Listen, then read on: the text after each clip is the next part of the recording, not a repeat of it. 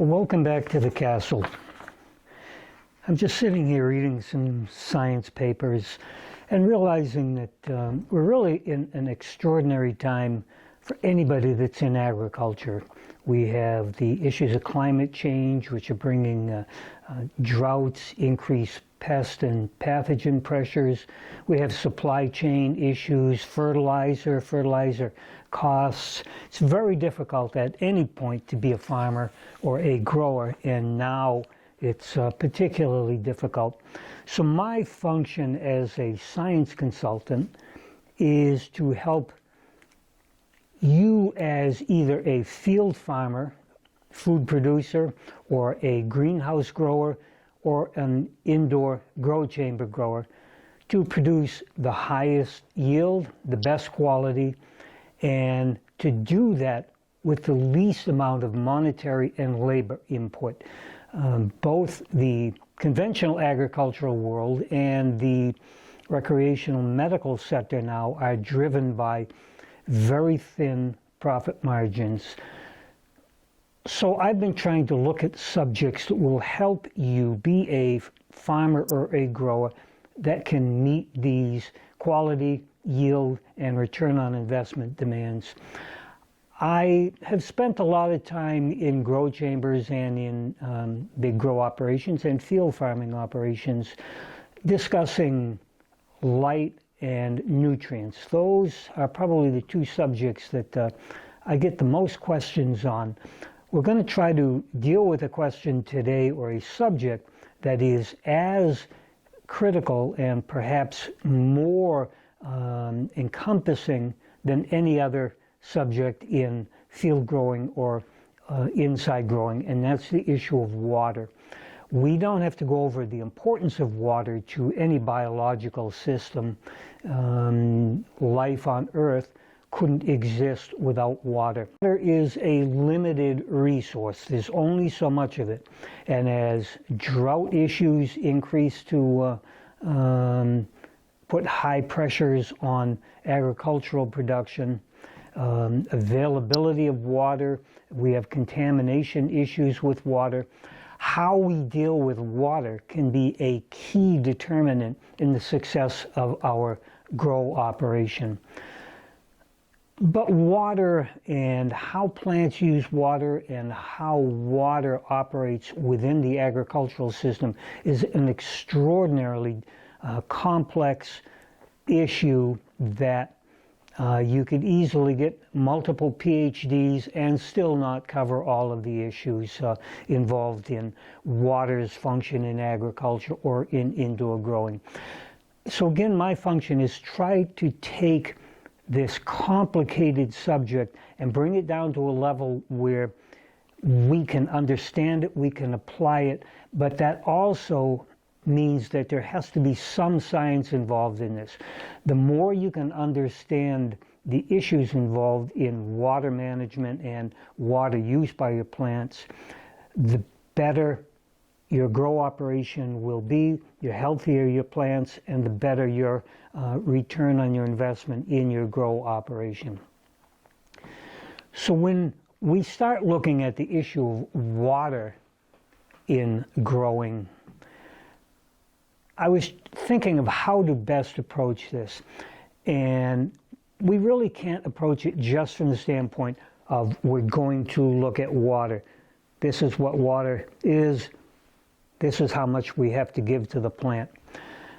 We have to understand that water is one part of a very interlinked continuum, commonly known as the soil, water, plant, air continuum. The interrelationship between each of those elements is so strong that we can't really just look at one component and understand, say, how much water do I give my plant.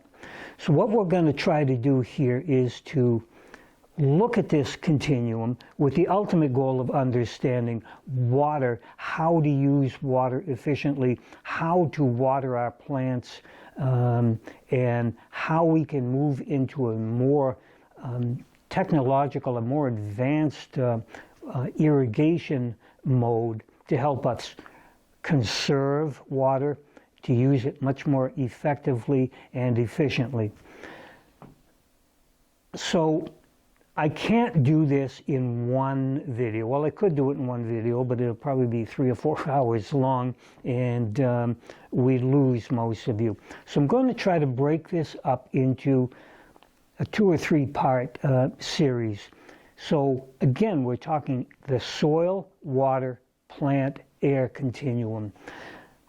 Our main objective is understanding the water, but I'm going to start with the first part, which is soil.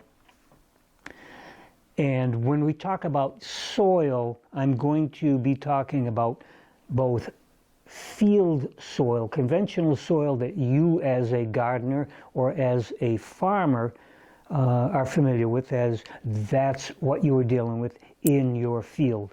But we will also be including soilless grow mediums, which indoor growers, whether you be a flower, food seedling, or recreational medicinal grower indoors, you are probably using soil-less medium. The science we're going to talk about and all of the concepts are going to be the same for soilless mediums and conventional soils that a farmer is more familiar with. So let's get started on this journey. So let's take a look first at what this thing we call soil actually is. From a science definition, whether it's the USDA or any soil scientist, soil is basically made up of 3 major mineralogical components.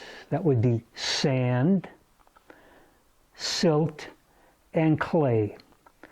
On top of that, it will contain some type of organic matter, decomposed leaves, bark, compost, manure. So we have sand, silt, clay, organic matter.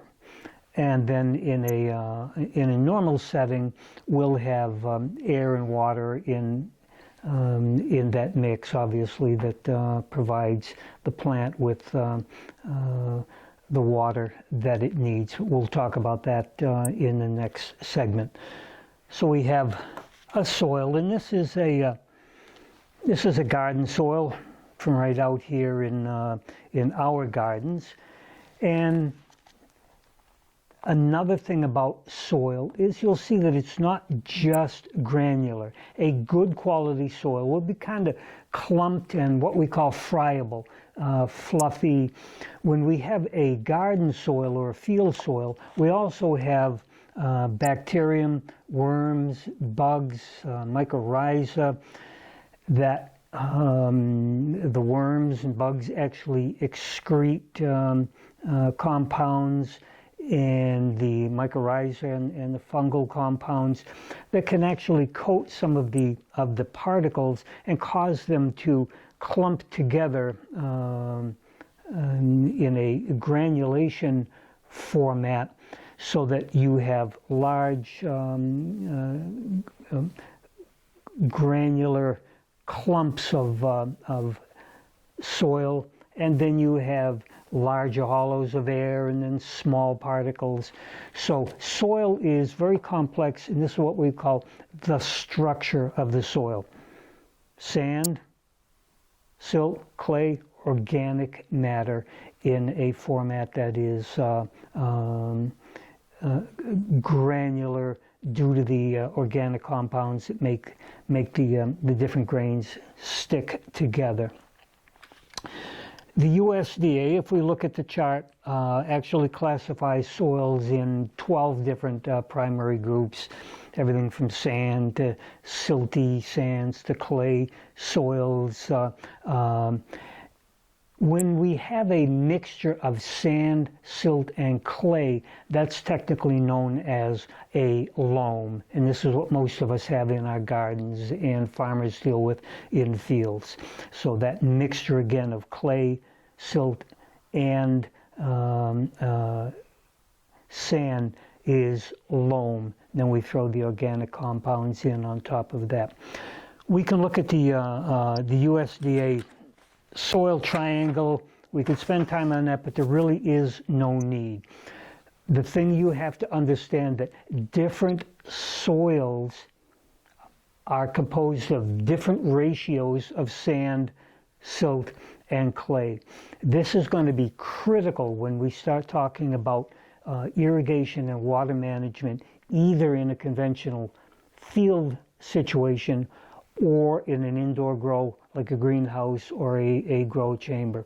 So it's all about this mix of larger particles being the sand, mid-sized particles being the silt, and microparticles being the clay. The ratios of those will determine how your soil works and how it delivers and makes available water and therefore nutrients to the plant. So this is a situation where size definitely does matter, and the ratio of sizes is going to be absolutely critical.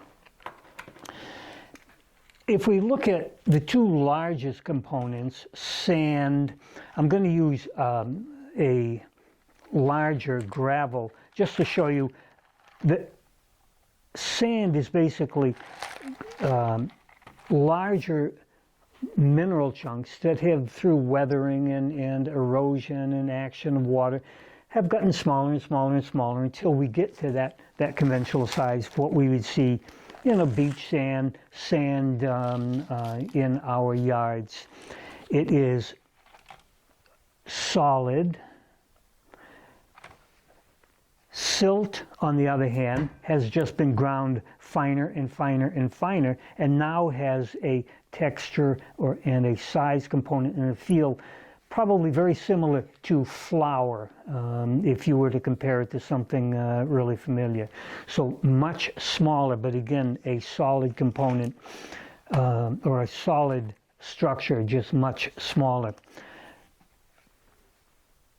An item or a component that is very different is the clay component, and clay is going to play a huge role in our irrigation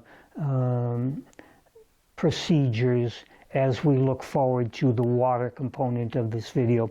The big difference about clay is that its structure, instead of being a solid, just varying in size between gravel, sand, and silt, just very, very different sizes of this solid component. Clay is a sheeted composition. I'll get an example here and show you. So this is my scientific model of what you'd be looking at with clay. We have a sheet configuration. And these sheet configurations are determined by the molecular structure, so that you'll have kind of a, for example, a ring atomic structure, and then with other atoms that are in a down and an up position that then hook to the sheet up above. So we have a sheet structure with a little bit of room in between. This is what's going to give clay its very powerful role in soil irrigation and nutrient management. For those of you who are saying, okay, I'm an indoor grower, what's this got to do with me? The component you're going to be dealing with that is this same sheet structure is vermiculite. If you look closely at your vermiculite in your grow medium, you have this sheeted structure that is going to do the same thing that we're going to see in clay. You may be saying, yeah, okay, so it's got a sheet structure. What's that got to do with me? When we look at structure if we look at this cup that's filled with gravel, you can see that there are very big spaces. The gravel chunks touch each other, but because the gravel is so big, you'll have big gravel chunks and then big air spaces, which are what we call the pore spaces. These are the pores in the soil, those air spaces. So big grains like a gravel or like sand grains, and remember we're talking relative to the size of the silt and the clay. The sand are the big granules in soil. They're going to keep the soil, the sand particles quite far away from each other in most places and give you larger air spaces in between. As we go down to the silt, which is very fine, now those grains are much closer to each other. So we have smaller spaces. We actually can have more pores, but they're much smaller. And this is going to be another critical factor when we look at the water component when we start talking about irrigation. Then we get down to clay, which is going to be now a very special component because the particles are very small, but because of this sheet structure, there is actually a tremendous amount of air space in between the sheets, but it is very small. So you've got more porosity, more airspace actually in a clay structure than you do in a large sand structure or a silt structure. On one hand, this can be a positive. On the other hand, it can be very negative when we start looking at irrigation. And we will talk about why once we start throwing the water component in. So again, largest sand, mid-range silt, smallest clay, but clay has a sheet structure that gives us a tremendous amount of airspace in between those sheets. But this is going to be one of the drivers of the dynamics of your soil. One of the primary reasons why this ratio of sizes within either a soilless medium or in a garden soil or a farm field is so critical is that the larger pore spaces that we will get from a higher ratio of sand or these larger grains is where most of the air within the soil is present in these larger compartments. When we start looking at the silt and the clay, those smaller spaces, and we're going to explain the dynamics when we start talking about the water component, those smaller spaces are where most of your water is held. But the size of the particles and the size of the spaces holding that water is going to determine how available that water is. So again, the mixture of the silt and the clay is going to be essential, especially with the amount of clay, or in a soilless medium, vermiculite and the small particles in a soilless medium may be made up by things like a Canadian sphagnum peat moss, which is very, very fine. So we do have correlating components in the soilless mix. That's, again, we're talking the same basic science and actions of pore size, particle size. So we've talked about the structure of soil or soilless mix, the balance we need to have between larger air spaces or pores, that's where the air is held, Those larger spaces also give that lightness and friability to soil that allows roots to penetrate, and it's also where most of the gas exchange happens between the root and the soil, because there are gas exchanges in roots as well as from the leaves. So we have the larger components giving those larger spaces. Then we have the smaller particles giving the water holding capabilities.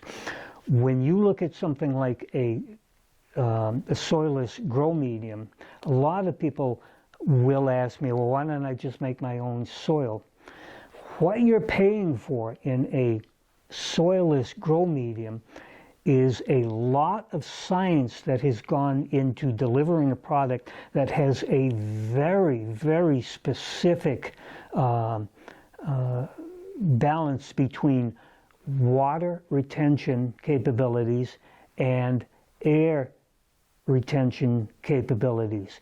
If the mix is off, your plants are going to suffer because they either will not have enough air space for the gas exchange and the ability of the roots to penetrate the grow medium. And if there's too high a water holding capability, you will have a lot of water being held by the grow medium, but as we look at the dynamics of water in the next section, that water is actually unavailable to the plant. Even though there's plenty of water, the plant can't make use of that. You may be sitting, how's that happen? Again, this is what section 2 of this series is going to be. Okay, I was going to keep going, but I see we're over 20 minutes, so I think we'll stop there for today. We had to cover this subject of soil or soilless medium structure and texture because it's going to be critical in the next part of the video, which is going to be actually adding the water component to the picture so that we can understand how water reacts in both soil and soilless mix and how that influences our decisions about how and when to water. There'll be some science in the next part of this series, but I think it's fascinating when you start seeing how complex this issue is of how and when to effectively and efficiently water. We'll be covering things like soil matrix potential, managed allowable deficits, using sensors like volumetric water content sensors to help you precisely determine how and when to water. So hopefully you'll stay with me for the next video that we do, which I'll be working on as soon as we wrap this one up. As always, you need to know what your plants need to grow.